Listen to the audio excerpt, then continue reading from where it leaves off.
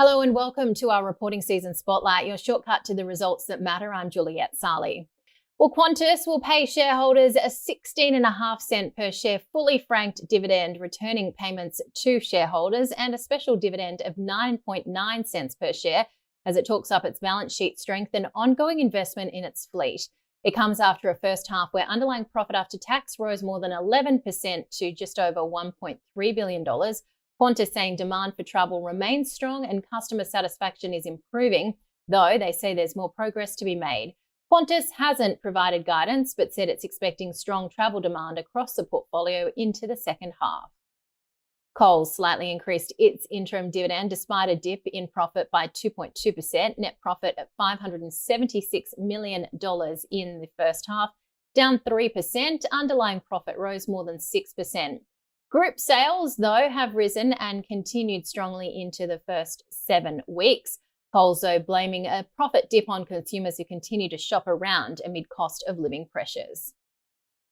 Medibank says it expects growth in gross profit to continue into the second half of the full year, pushed by non-resident health insurance members, with moderate growth coming from resident schemes. Medibank reported a near 14% uptick in underlying net profit after tax in the first half, with non-resident policyholders outpacing growth in resident schemes. Medibank will return a fully franked interim dividend of 7.8 a share, up 8.3%.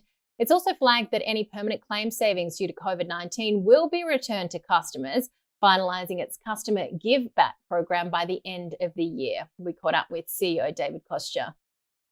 Our premium increase at 3.99 is quite different from some of the other large funds. In fact, 25% lower than the other large three. So we've worked very hard to keep our premium increases as low as we can, which enables us to invest in health solutions for our membership.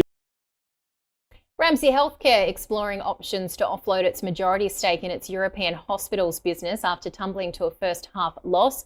Ramsay reporting a net loss of just under $105 million for the period, dragged down by more than $260 million worth of one-off items. Underlying profit, which strip out one-off items, rose 14% to just under $159 million, stripping out currency fluctuations. An interim dividend of 40 cents per share has been declared in line with last year's payout. Goldman Sachs appointed to advise Ramsay on strategic operations for its near 53% controlling stake in European hospital business Sante after shareholders pushed for a sale.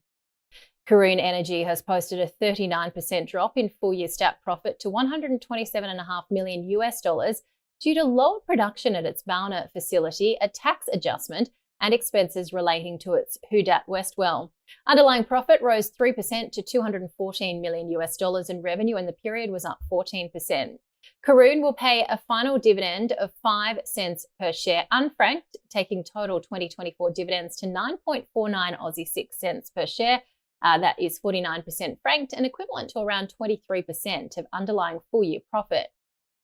Southern Cross Media won't be paying an interim dividend despite posting a 5.5% rise in profit for the period to $3.2 million. Revenue rising more than 5% to just under $210 million. Southern Cross says its financial performance was partly driven by its continuing dominance in the lucrative 25 to 54 audiences in metro and regional markets.